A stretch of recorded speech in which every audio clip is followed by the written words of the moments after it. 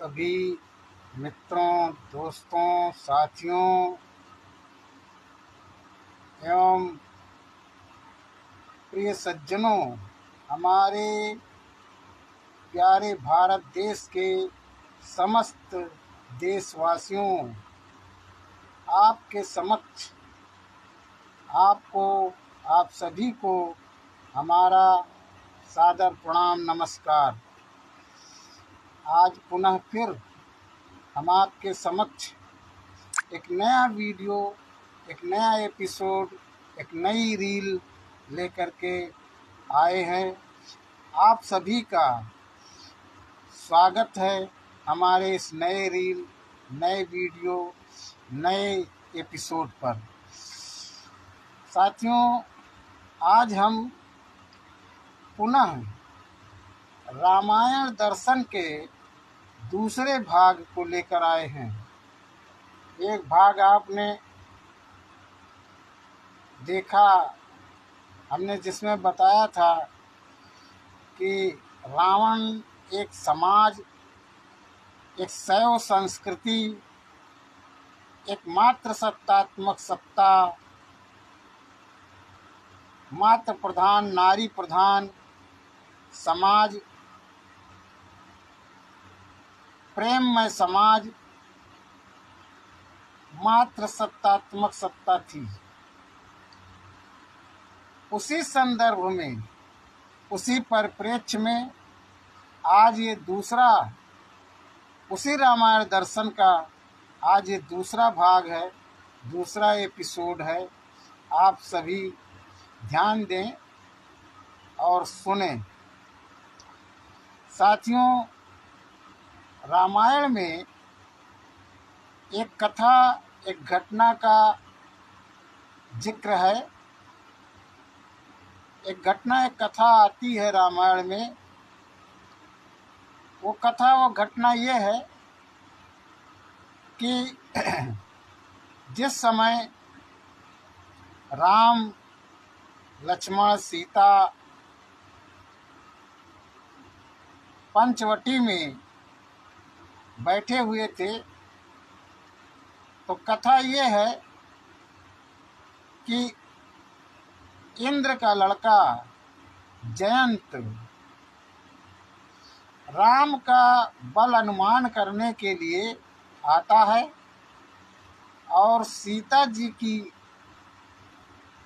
चरणों में चोंच मारता है और चोंच मार करके उड़ जाता है।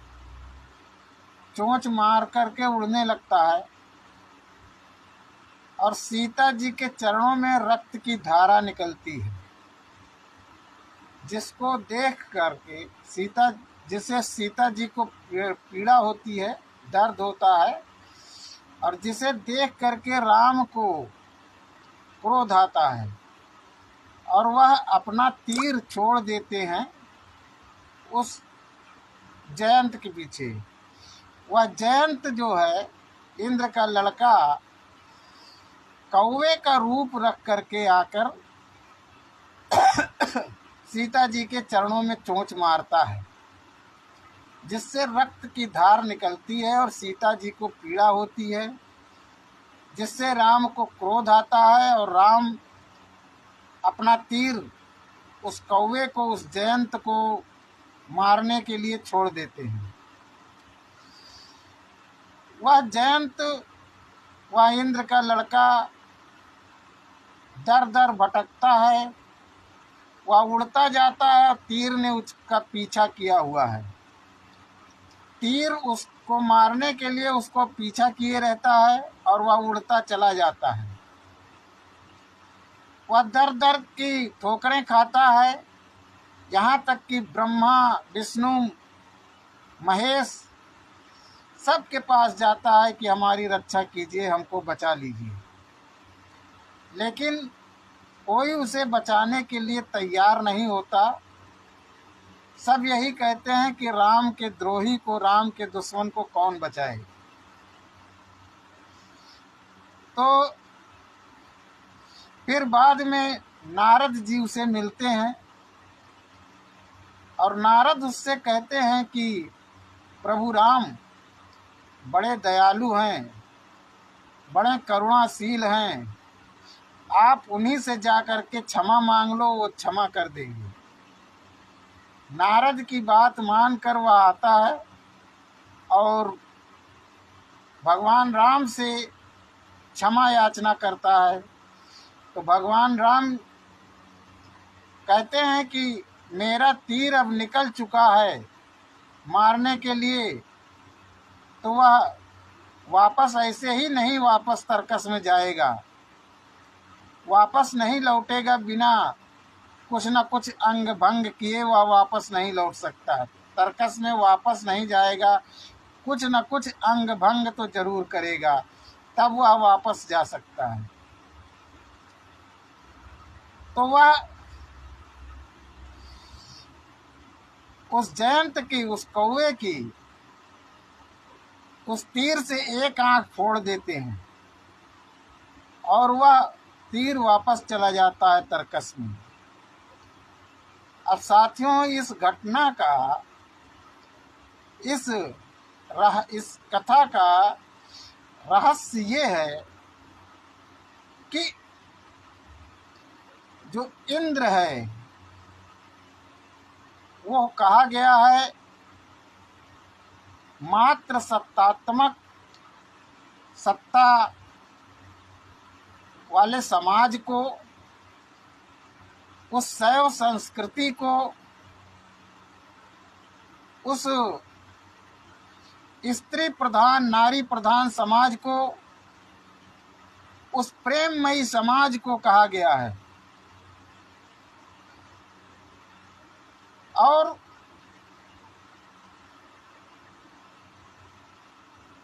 उसके जो नवयुवक थे, जो नौजवान थे, उनको इंद्र का लड़का बताया गया, उन्हीं को जयंत बताया गया। और उसमें जो स्वतंत्रता थी, सेक्सुअल स्वतंत्रता थी, जो प्रेम की स्वतंत्रता थी, जो अवैवाहिक समाज था,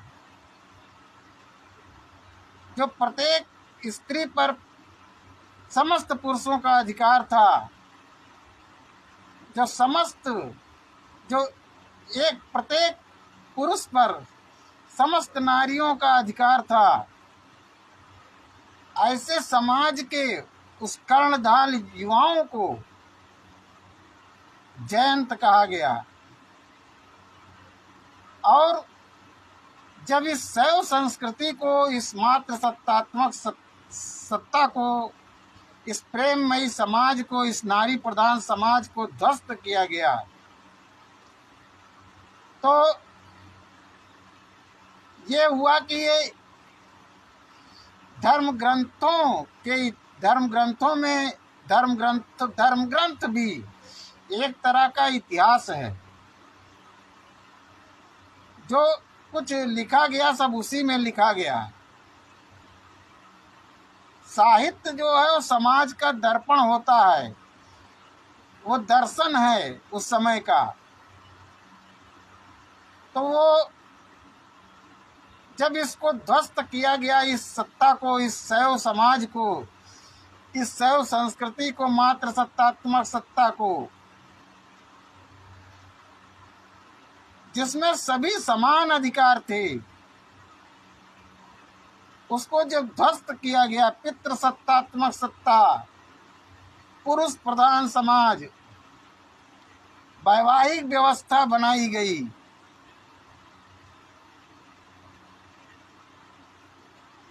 पितृ सत्तात्मक सत्ता बनाया गया, वैष्णव समाज स्थापित किया गया, तो ये हुआ कि ये लोग जो उस समाज के लोग थे, मात्र सत्तात्मक सत्ता समाज के लोग थे, जो उस समाज के नवयुवक थे, वह इस पोल पट्टी को, इस बात को भविष्य में जानने न पाएं, उनको ये बात पता न चलने पाए, इसलिए उनके ज्ञान के आँख को फोड़ दिया गया, उनकी शिक्षा के नेत्र को फोड़ दिया गया, उनके शिक्षा के अधिकार को समाप्त कर दिया गया और उन्हें दैत्य, दानव, शूद्र इत्यादि बना करके लिख दिया गया ग्रंथों में। साथियों, शिक्षा का अधिकार छीन लिया गया। इसी को लिखा गया कि जयंत की एक आंख फोड़ दी गई, जयंत की एक नेत्र बंद फोड़ दिया गया, अर्थात शिक्षा का अधिकार छीन लिया गया था। ये इस कहानी का, ये इस कथा का, ये इस घटना का रहस्य है। ठीक इसी प्रकार घटना राजा बलि के समय की आती है। राजा बलि का के विषय में जो कहा गया कि वामन ने आकर के राजा बलि से वरदान मांग लिया, उनसे दान मांग लिया और दान में 3 पग भूमि मांग ली। और 3 पग भूमि में कहते हैं कि वो 3 लोक नाप लिया, पाताल लोक, पृथ्वी लोक और स्वर्ग लोक, तीनों लोक 3 पग भूमि में नाप लिया। साथियों, ये सब बकवास की बात है। बलि का सिंहासन जो था, जिस सिंहासन पर वो बैठते थे, उसी सिंहासन को 3 पग की भूमि में सिंहासन था, जो 3 पग से उसने नाप लिया वामन ने, और नाप करके उसे पद से रिक्त कर दिया। बलि को रिक्त से उतार दिया, बलि को गद्दी से उतार दिया, का ये कहकर कि आप दान दे चुके हैं। साथियों, उस समाज को भी, वो वही समाज था जो अभी हमने व्यक्त किया। शैव संस्कृति, शैव समाज था, मात्र सत्तात्मक सत्ता थी, नारी प्रधान समाज था, प्रेममय समाज था, अवैवाहिक व्यवस्था उस समय थी। वही समाज था जिसे शुक्राचार्य समाज कहा जाता है। और लिखा यह गया है कि जिस समय वामन दान मांग रहे थे, उस समय शुक्राचार्य बांस के छेद में से, बांस था, जो बांस खड़ा हुआ था वहां पर लगा हुआ था, उस बांस के छेद में शुक्राचार्य बैठ करके उस छेद, बांस में एक छेद था, उस छेद से इनकी चालाकी को, वामन की हरकत को देख रहे थे और राजा बलि को सतर्क करना चाहते थे कि वामन ने उसमें खर डाल करके, खर से शुक्राचार्य की आंख को, उस छेद में खर डाल करके शुक्राचार्य की आंख को फोड़ दिया। साथियों, आप जानते हैं कि कागज जो है बांस से बनती है, बांस से कागज बनती है और उसी कागज पर ग्रंथ की लिखाई हुई है, उसी कागज पर ग्रंथों को लिखा गया है। तो बांस के छेद में शुक्राचार्य नहीं बैठा था, बल्कि इन लोगों ने सोचा कि ये घटना जो ये ध्वस्तीकरण किया जा रहा है, ये जो राजा बलि का राज छीन करके मात्र सत्तात्मक सत्ता को प्रेममयी समाज को ध्वस्त करके, जिसमें सभी को समान अधिकार है, सभी स्वतंत्र हैं, सभी हर्षोल्लास के साथ एक साथ रहते हैं, उस समाज को ध्वस्त करके जो पितृ प्रधान समाज, पित्रात्मक समाज, वैवाहिक व्यवस्था वाली समाज, वैष्णव समाज स्थापित किया जा रहा है। इसको जब हम ये जो मात्र सत्तात्मक सत्ता को जब हम ध्वस्त कर रहे हैं, तो उसको जो इतिहास में जो धर्म ग्रंथों में लिखा जाएगा, वो धर्म ग्रंथों को पढ़ करके ये लोग पुनः वो पोल पट्टी सब जान जाएंगे। भविष्य में इनको ज्ञात हो जाएगा।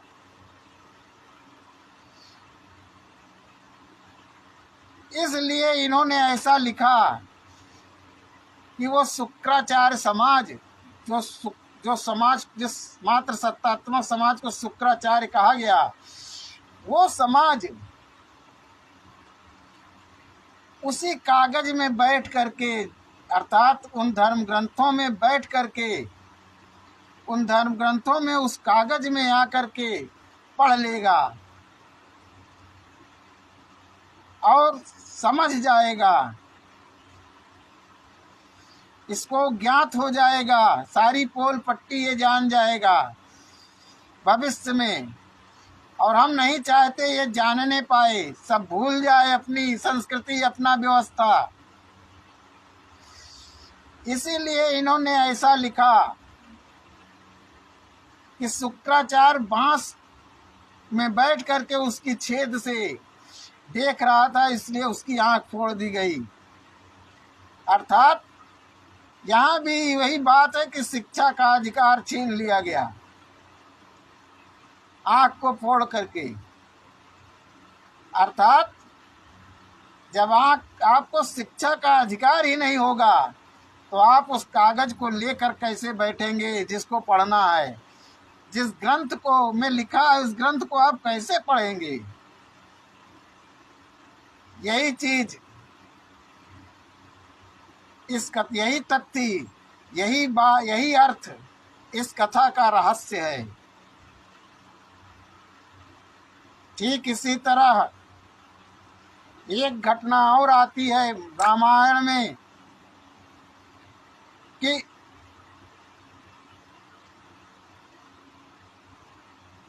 जब मेघनाद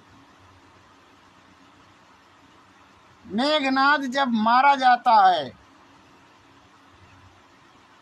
साथियों लिखा है कि मेघनाद बहुत बलशाली था, बहुत इंद्रजालिया था, बहुत मायावी था, बहुत शक्तिशाली था। साथियों, मेघनाद कहा गया है उस मात्र सत्तात्मक सत्ता के, उस नारी प्रधान समाज के, उस शैव संस्कृति के, उस शैव समाज के, उस अवैवाहिक व्यवस्था के, उस अवैवाहिक व्यवस्था वाली समाज के उन विद्वानों और लेखकों को जो उस समय नौजवान और इतिहासकार थे, उनको मेघनाद कहा गया है। उन्हें कहा गया मेघनाद। और उस समाज की नारियों को ही सुलोचना कहा गया। सुलोचना का अर्थ है सुंदर नयनों वाली, सुंदर नेत्रों वाली महिलाएं, सुंदर नेत्रों वाली स्त्रियां। उस समाज की स्त्रियों को सुलोचना कहा गया। उनके जो पति थे, जो इतिहासकार थे, उन्हें मेघनाद कहा गया। और घटना ये है, कथा ये है कि जब मेघनाद का वध होता है, तो जब मेघनाद मारा जाता है, उसका हाथ जाकर के सुलोचना के पास गिरता है, आंगन में गिरता है। सुलोचना उसको देखती है तो सुलोचना को सती कहा गया कि वो सती नारी थी। तो कहा सुलोचना जो है जब हाथ को देखती है तो अपने पति के हाथ को पहचान जाती है। वो कहती है तो मेरे पति मेघनाद का हाथ है। तो वो कहती है पति देव आपको कौन मार सकता है, आप तो अजेत हो, आपको कोई मार ही नहीं सकता है। अगर कोई मार सकता है आपको तो आप लिख दीजिए इसी हाथ से, अपने खून से, जो खून बह रहा है उसी खून से लिख दीजिए आंगन में, तो मैं मान जाऊं कि आप मारे गए हैं। तो मेघनाद का हाथ उसी खून से लिख देता है कि मुझे लक्ष्मण ने मारा है। साथियों, लक्ष्मण का अर्थ होता है कि जिसके मन में यही लक्ष्य था कि हमें इस मात्र सत्तात्मक संस्कृति को, इस नारी प्रधान सत्ता को, इस शैव संस्कृति को, इस शैव समाज को नष्ट करना है, उसी का नाम लक्ष्मण है, उसी समाज का नाम लक्ष्मण है। उसने तो जब वह लिख देता है, सती सुलोचना विलाप करने लगती है। ये कथा है कि वह विलाप करने लगती है और उस रोने लगती है।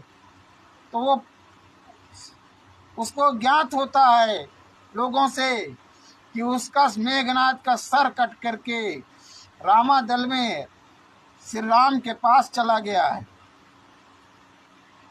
तो वह अपने पति हाथ को लेकर के अपने पति के सर को लाने के लिए श्री राम के पास जाती है और श्री राम से कहती है कि ये मेरे पति का सर है, ये मुझे दे दीजिए, मैं इसके साथ सती हो जाऊंगी। तो श्री राम कहते हैं कि मैं कैसे मान लूं कि आपका पति है, आप अपने पति के सर से कह दीजिए कि वह हंस दे तो मैं समझ जाऊंगा कि आपके पति का सर है, मैं दे दूंगा। तो सुलोचना अपने पति से कहती है कि पति देव देर न कीजिए, हंस दीजिए। तो मेघनाद का सर हंस देता है और श्री राम उसको, उसके सर को सुलोचना को सौंप देते हैं। साथियों, इसका रहस्य ये है, इस घटना का, इस कथा का रहस्य ये है कि जब इस संस्कृति को मात्र सत्तात्मक संस्कृति को, मात्र सत्तात्मक सत्ता को, नारी प्रधान सत्ता को, शैव संस्कृति, शैव समाज को, प्रेममयी समाज को जब नष्ट किया गया तो उसके जो इतिहासकार थे